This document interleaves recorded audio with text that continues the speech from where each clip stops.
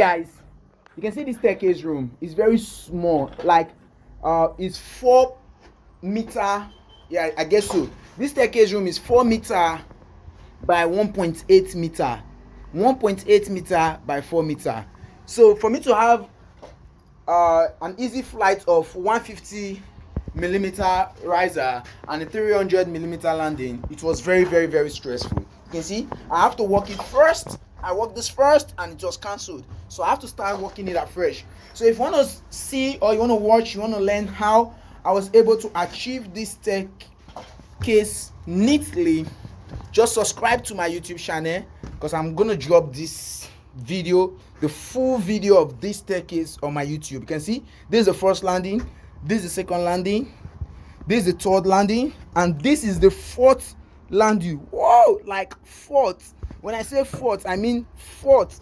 Then you can see, very easy. You can see the calculation on the wall. Just